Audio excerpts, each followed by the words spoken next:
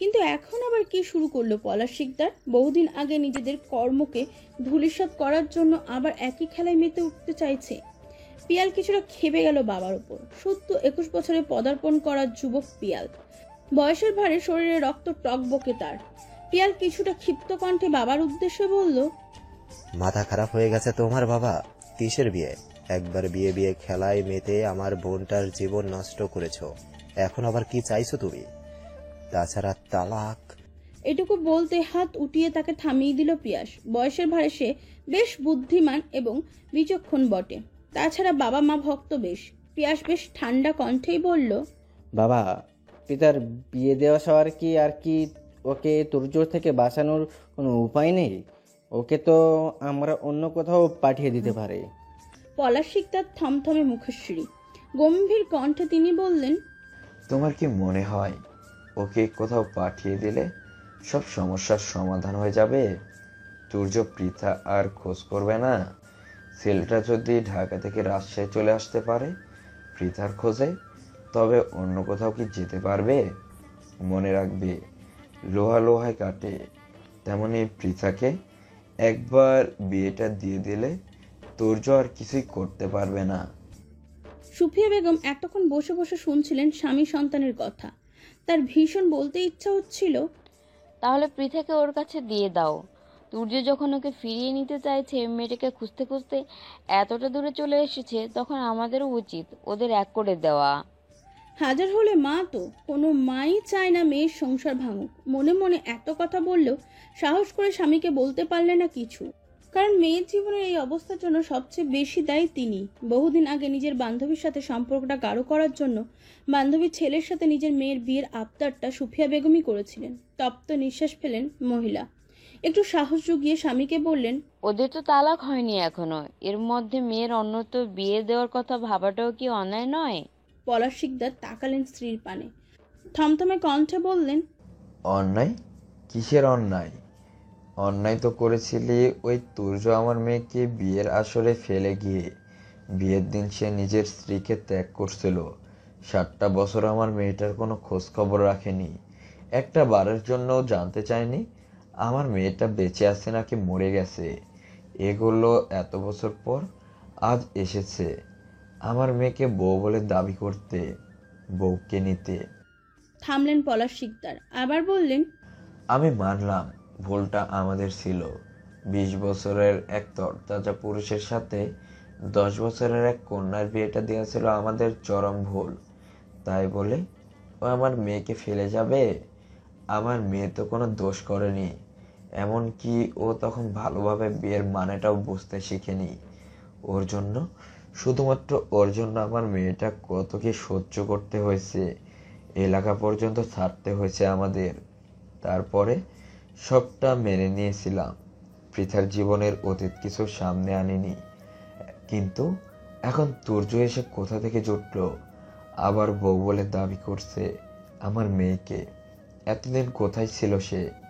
কই আমার মেয়ে? খারাপ সময় তো তাকে দেখিনি আমার মেয়ের পাশে। যাক, ধরে নিলাম বিয়ের দিন ঘটনায় লেগে চলে গিয়েছিল, নিজের পাশে একজন নাবালিকা মেয়েকে মানতে পারেনি। কিন্তু তারপর কেন 7টা বছর আমার মেয়ের খোঁজ খবর নিল না? ও অন্তত একটা কল করে মাপ চাইতে পারতো সবার থেকে, একটাবার বলতে পারতো। বিয়েটা মেনে নিয়েছে, তাহলে তো আর আমার মেয়েটাকে সমাজের চোখে ছোট হতে হতো না, সমাজ পরিবার বাজে মন্তব্য করার সুযোগ পেত না। পলাশ শিকদার থেমে গেলেন আবারও, একটু সময় নিয়ে বললেন, আমি সেই ছেলের হাতে আমার মেয়েকে কখনোই তুলে দেব না, যে ছেলে আমার মেয়েকে বিয়ের আসরে ত্যাগ করেছিল। পলাশ শিকদার প্রতিটি কথা সত্যি, এরপরে আর কিছু বলার থাকে না কারোরই। তবু পিয়াস বলল, তাই বলে তাকালিয়ন একটা মেয়েকে তুমি অন্যত্র বিয়ে দিতে পারো না বাবা। এমনিও ওদের বিয়ের রেজিস্ট্রি হয়নি, তখন পৃথার বয়স ছিল 10 বছর। এত অল্প বয়সে বিয়ে আইন বহির্ভূত। সুফিয়া বেগম ইতস্তত করলেন, আমতা আমতা করে বললেন, তবু তালাকের একটা ব্যাপার আছে, শরীয়ত মোতাবেক তো বিয়ে হয়েছিল ওদের। বলার শিকদার তীক্ষ্ণ দৃষ্টিতে তাকালেন স্ত্রীর পানে, তীক্ষ্ণ কণ্ঠে বললেন, তা আমি বুঝে নিব। তালাক দিয়ে আমি বিয়ে দেব আমার মেয়ের। তবে পাত্রপক্ষ আজ সন্ধ্যায় পৃথাকে দেখতে আসবে, তা জেনে রেখো। পৃথা দাঁড়িয়ে আছে তুর্যের ফ্ল্যাটের দরজার সম্মুখে। ভিতরে ঢুকবে নাকি ঢুকবে না দ্বিধাদ্বন্দ্বে ভুগছে মেয়েটা। পৃথা দ্বিধাদ্বন্দ্বের মধ্যে খুলে গেল দরজাটা। মেয়েটা প্রথমে ভড়কে গেল, পরক্ষণে সামনে নিল নিজেকে। চোখ তুলে সম্মুখ পানে তাকিয়ে দেখলো তুর্যের হাসি মুখে দাঁড়িয়ে আছে। পৃথা আমতা আমতা শুরু করলো, তবে সে কিছু বলার আগে তুর্য বলল, এত দেরি করলে কেন? সে কখন থেকে তোমার অপেক্ষা করছি। পৃথা ভ্রু কুঁচকালো, কপালে ভাঁজ ফেলে বলল, আপনার সাথে কথা বলার বড় জোর 15 মিনিটের মধ্যেই এসেছি আমি। এটা দেরি? তুর্য মৃদু হাসলো, অতঃপর বলল, তোমার অপেক্ষার কাটানোর প্রতিটা মুহূর্ত যে কতটা ব্যথাদায়ক তা যদি তুমি একটাবার বুঝতে পারতে, আর আমাকে কোনো প্রশ্ন করতে না। কথার ইতিতে গিয়ে তপ্ত নিঃশ্বাস ফেলল মেয়েটা। দরজা থেকে সরে গিয়ে আবারও বলল, এসো, ভিতরে এসো। পৃথা ভিতরে গেল। কাঁধে ব্যাগটা বসার কক্ষের সোফায় রাখতেই তাকে তাড়া দিল তুর্য। ছটপটে কণ্ঠে বলল, বসবে পরে, আগে রান্নাঘরে চলো। পৃথা ভ্রু কুঁচকালো, সন্ধিহান কণ্ঠে বলল, রান্নাঘরে কেন যাব? আমি কিন্তু রান্না টান্না একদম পারি না। আপনি যদি আমাকে এখানে রান্না করার উদ্দেশ্যে এনে থাকেন, তবে বলে রাখি আপনি ভুল স্থানে ভুল কার্যক্রম চালাতে চাইছেন। পৃথার কথায় তুর্য শরীর ধুলিয়ে আসলো। রান্নাঘরের দিকে যেতে যেতে বলল, তোমাকে রান্না করতে হবে না, আমি রান্না করব, তুমি চেয়ে এসে শুধু দেখবে। এসো তাড়াতাড়ি। পৃথা অবাক হলো, অবাক সুরেই প্রশ্ন করল, আপনি রান্নাও করতে পারেন? পারি তো, ইংল্যান্ডে যখন ছিলাম তখন তো একা একা রান্না করে খেয়েছি। পৃথা হাসলো তৎক্ষণাৎ, মুখে হাত দিয়ে বলল, আপনি ইংল্যান্ডে থাকতেন? তবে আপনাকে ব্রিটিশদের বংশধর বলে ভুল করিনি তো? তুর্য শীতল দৃষ্টিতে তাকালো পৃথার পানে, মৃদু হেসে বলল, তুমি কখনো ভুল করনি। যা ভুল ছিল আমার ছিল, আর তার শাস্তি ভোগ করছি ভীষণ বাজেভাবে। পৃথার ওষ্ঠে হাসি উবে গেল। নরম দৃষ্টিতে তাকালো সে তুর্যের পানে, কমল কণ্ঠে শুধালো, কি ভুল করেছিলেন আপনি? ভীষণ সূক্ষ্মভাবে এড়িয়ে যেতে চাইল পৃথার প্রশ্নটা। একটা ঝুড়িতে কিছু চাল নিয়ে সে হাতে ধরিয়ে দিল মেয়েটার। মুখ বাঁকিয়ে বলল, আমি রান্না করবো আর তুমি শুধুমাত্র বসে বসে দেখবে। তা তো চলবে না, চালটা ধুয়ে নিয়ে আসো তাড়াতাড়ি। পৃথা কথা বাড়ালো না, বাধ্য মেয়ের মতন চাল ধুতে শুরু করলো। ক্ষণিক সময়ের ব্যবধানে চাল ধোয়া শেষ করে মেয়েটা খেয়াল করলো তুর্য একটা ছুরি দিয়ে সবজি কাটছে। পৃথা এগিয়ে গেল সেদিকে, তুর্যকে বলল, দিন, আমি করছি, আপনি বরং রান্না চাপান। তুর্য সাথে সাথে নাকচ করে দিল পৃথার এই প্রস্তাব। সবজি কাটতে কাটতে বলল, তার কোনো প্রয়োজন নেই, পরে দেখা যাবে সবজির বদলে ছুরি চালিয়ে দিয়েছো নিজের হাতে। পৃথার দৃষ্টি তীক্ষ্ণ হলো। সে মানল না তুর্যের কথা, বরং ছেলেটার হাত থেকে ছুরিটা কেড়ে নিয়ে বলল, সরুন, আমি কাটছি। তুর্য এবার আর কিছু বলল না। সবজি কাটার দায়িত্ব সে পৃথাকে দিয়ে গেল রান্নাঘরে। মেয়েটা সবজি কাটছিল আর আর চোখে দেখছিল তুর্যকে। চুলার আঁচে ছেলেটা ফর্সা মুখটা কেমন রক্তিম বর্ণ ধারণ করেছে, কপালে বিন্দু বিন্দু ঘামের উৎপাত দেখা যাচ্ছে।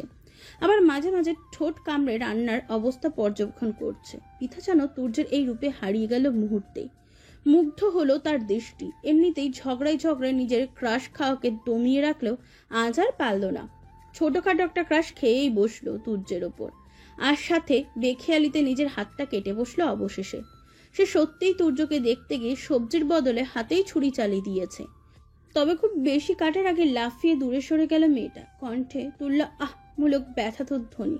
হকচাকালো তুর্য চুলার দিক থেকে পাশ ফিরে তাকিয়ে দেখলো পৃথার বাম হাত কেটে লাল রক্তের আভাস দেখা দিয়েছে। অস্থির হয়ে উঠল ছেলেটা, দ্রুত এলো পৃথার নিকট। মেয়েটা কাটা হাতখানা ধরে বিচলিত কণ্ঠে বলল, কি হয়েছে দেখি? মেয়েটার কাটা হাতখানা ধরে বিচলিত কণ্ঠে বলল, কি হয়েছে দেখি?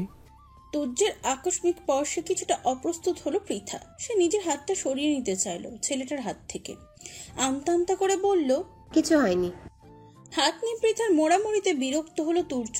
চোখ গরম করে সে তাকালো মেয়েটার পানে। চুপসে গেল পৃথা, আর নিজের হাত টানাটানি করলো না। তুর্য কিছুটা সময় নিয়ে বিচলিত ভঙ্গিতে পর্যবেক্ষণ করলো পৃথার হাতের আঙুলটা। অতঃপর হুট করে কিছু না বলে কক্ষ থেকে বেরিয়ে গেল। খানিক সময় অতিবাহিত হতেই আবার হন্তদন্ত হয়ে ফিরল হাতে প্রাথমিক চিকিৎসার একটি বক্স নিয়ে। পৃথার মুখোমুখি দাঁড়িয়ে বলল, হাতটা দাও তাড়াতাড়ি, ওষুধ লাগাতে হবে। পৃথা অবাক হলো। সামান্য একটু একটুই তো কেটেছে। বেশি কাটার আগে হাতটা সরিয়ে ফেলেছিল মেয়েটা। এইটুকু কাটায় আবার কি ওষুধ লাগবে? তাছাড়া এইসব ওষুধপত্রের পুরো বিপরীত চলাচল পৃথার। ওই ওষুধ নামক পদার্থ দুই চোখে সহ্য করতে পারে না। তার উপর ওষুধ কাটার স্থানে লাগলে জ্বলবে। পৃথা নিজের হাতটা দিল না, বরং আরো গুটিয়ে নিল। ঢোক গিলে বলল, এসবের আবার কি প্রয়োজন? একটুই তো কেটেছে। তুর্য তীক্ষ্ণ দৃষ্টিতে তাকালো পৃথার পানে, অতঃপর নিজে থেকে মেয়েটার হাতটা টেনে নিল নিজের দিকে। বক্স থেকে ওষুধ বের করতে করতে বলল, তা আমি বুঝবো না, ছোট মানুষ তুমি, এত বুঝতে হবে না তোমাকে।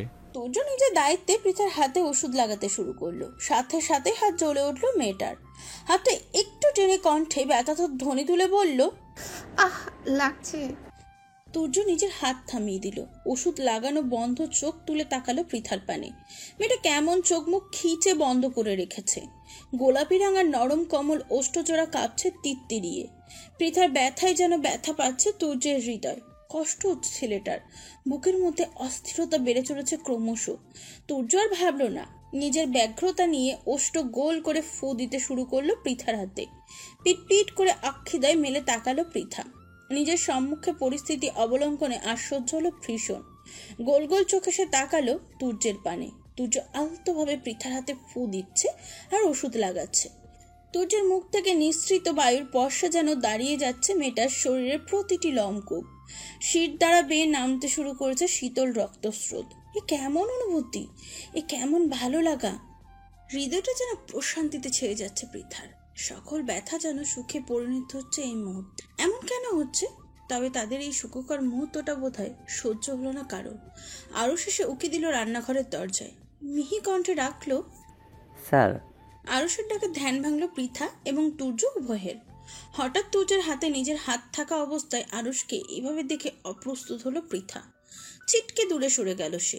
তুর্য বিরক্ত হলো, দাঁতের দাঁত চেপে তাকালো আরুষের পানে। কটমট করে বলল, আসার আর সময় পেলি না বেয়াদব। ঢোক গিলল আরুষ। আমতা আমতা করে বলল, আমি আপনাকে বিরক্ত করতে চাইনি স্যার, কিন্তু জরুরি একটা কথা ছিল, তাই না এসে পারলাম না। তুর্যের কপালে ভাঁজ পড়ল। হতে পারে আরো সত্যি কোনো জরুরি কথা বলতে এসেছে। কালই তো গোলাগুলি লাগলো, কিন্তু সেসব কথা তো আর পৃথার সামনে বলা যাবে না। তুর্য নিজেকে কিছুটা স্বাভাবিক করে বলল, আমার রুমে অপেক্ষা কর, আমি আসছি। রুমে যেতে হবে না স্যার, এখানেই বলছি। তুর্যর কপালে ভাঁজ গাঢ় হলো। এখানে বলার মতন জরুরি কথা তবে কি হতে পারে? থতমত কণ্ঠে তুর্য প্রশ্ন করলো, কি কথা? এলোমেলো দৃষ্টি ফেললো আরুষ। আগ্রহী কণ্ঠে বলল, স্যার, আমার খাবারটাও কি আপনি রান্না করবেন, নাকি আমি বাইরে খেয়ে নেব? তুর্যের মেজাজ বিগড়ালো ভীষণভাবে। এটা আরুষের জরুরি কথা? বইয়ের সাথে কত সুন্দর একটা সময় অতিবাহিত করছিল, তার মধ্যে এই উদ্ভট জরুরি কথা বলতে এসেছে বেয়াদবটা। তুর্য ব্যস্ত হয়ে আশেপাশে তাকালো। হাতের কাছে একটা কাঠের খুন্তি পেয়ে তা তুলে নিলে অতি দ্রুত। গভীর ক্রোধে সে খুন্তিটা ছুঁড়ে মারলো আরুষের পানে। দাঁতে দাঁত চেপে বলল, তোর 3 দিনের খাবার বন্ধ, ব্যাটারি মির্জাপুরের বংশধর। আরুষ দ্রুততার সাথে খুন্তিটা ক্যাচ ধরলো। বোকা বোকা কণ্ঠে বলল, 3 দিন আমি না খেয়ে কিভাবে থাকবো স্যার? শুকিয়ে শুটকি হয়ে যাব। তুর্যর ক্রোধ এবার আকাশ ছোঁয়া। এই ছেলেটা যে বোকা নয় তা সে জানে। বোকা হলে তো আর তার সাথে কাজ করার সুযোগ পেত না, কিন্তু ছেলেটা তার সম্মুখে এলে কেমন বোকা বোকা কথা বলে।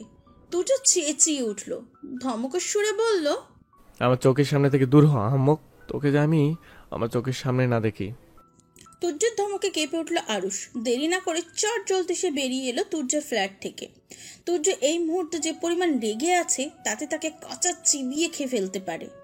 জান বাঁচানো ফরজ, আগে নিজের প্রাণ বাঁচানো, তারপর অন্য কিছু।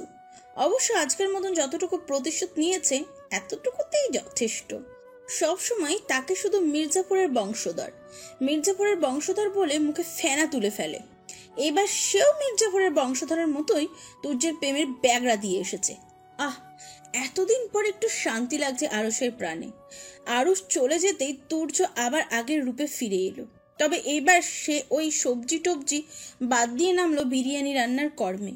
যে সবজির জন্য তার বইয়ের হাত কাটলো, আজ সে সবজি সে খাবেই না।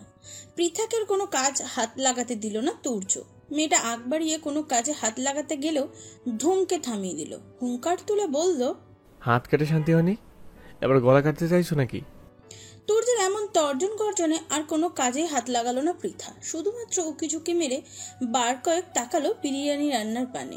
তুর্য রান্নার কাজ সামলাতে সামলেই পৃথাকে বলল, খিচুড়ি, বিরিয়ানি, গরুর মাংস, পেঁয়াজ এগুলো শিখে রেখো, আমার প্রিয় খাবার এগুলো। পৃথা ভ্রু কুচকালো, কপালে ভাঁজ ফেলে শুধালো, আপনার প্রিয় খাবারে রান্না শিখে আমার কাজ কি? তুর্য ঠোঁট কামড়ে হাসলো, পিঠার পানে একটু ঝুঁকে বলল, ভবিষ্যতে আমাকে রেঁধে খাওয়াবে। তোমার হাতের রান্না খাওয়ার জন্য জিহ্বা আমার উতলা হয়ে পড়েছে। পৃথা মুখ বাঁকিয়ে বলল, ওই উতলাই হবে, শুধু খেতে আর পারবেন না। তুর্য হাসলো একটুখানি, পৃথার কথার জবাব দিল না আর। কিছুটা সময় মনোযোগ দিয়ে রান্না শেষ করলো সে। অতঃপর একটা প্লেটে নিয়ে রান্নাঘরে পৃথাকে বিরিয়ানি ধরিয়ে দিল। উদ্গ্রীব কণ্ঠে বলল, ঝটপট খেয়ে বলো তো কেমন হয়েছে। পৃথা নিজেও ভীষণ উদ্গ্রীব হয়ে উঠেছিল তুর্যের রান্নার স্বাদ নেওয়ার জন্য। সে মেয়ে হয়ে এখনো রান্না জানে না, অথচ একটা ছেলে হয়ে তুর্য রান্নাতে পটু। ছেলেটা কেমন রান্না করে সে বিষয়ে আগ্রহ তো জাগবেই। পৃথা দেরি করলো না, ঝটপট হাত ধুয়ে হাত লাগালো বিরিয়ানিতে। এক লোকমা মুখ দিতেই চমকে গেল মেয়েটা। বাহ, দারুণ স্বাদ তো, একদম রেস্টুরেন্টের মতন। পৃথা লাফিয়ে উঠল, তুর্যকে বাহবা দিয়ে বলল, আপনি এত ভালো রান্না করতে পারেন জানা ছিল না। আপনার ভবিষ্যৎ স্ত্রী নিশ্চয়ই অনেক ভাগ্যবতী। তুর্য হতাশ নিঃশ্বাস ফেলল, বিড়বিড়িয়ে বলল, কিন্তু সেই ভাগ্যবতী নারী তো আমার কাছে ধরাই দিতে চাচ্ছে না। পৃথা শুনল না তুর্যের বলা কথাগুলো, সে মনোযোগ দিল বিরিয়ানিতে। খেতে খেতে হঠাৎ মেয়েটার মনে পড়ল সময়ের কথা। সেই কখন সে এই বাড়িতে এসেছে, নিশ্চয়ই বাড়ির মানুষ চিন্তা করছে, কিন্তু কল তো দিল না কেউই, নাকি দিয়েছে কিন্তু সে টের পায়নি। পৃথার চিন্তা হলো, এতক্ষণ সে বাড়ির বাহিরে, বাবা ভাইরা যদি আবার বকাবকি করে। মেয়েটার কোনো রকমের নাকে মুখে বিরিয়ানি শেষ করে উঠে দাঁড়ালো, হাত ধুয়ে তড়িঘড়ি করে তুর্যকে বলল, আমি এখন আসি, অনেকক্ষণ বাসা থেকে এসেছি, বাবা বকবেন। কথাটা বলেই ব্যস্ত হয়ে কক্ষ ত্যাগ করলো পৃথা। তুর্যও এলো পিছু পিছু। মেয়েটা ততক্ষণে বসার কক্ষের সোফা থেকে উঠে কাঁধের ব্যাগটা তুলে কাঁধে ঝুলিয়েছে। তুর্য ওষ্ঠ ফাঁকা করলো কিছু বলার জন্য, তবে তাকে থামিয়ে দিল পৃথা। আসছি বলে তড়িঘড়ি করে হাঁটা ধরলো দরজার দিকে।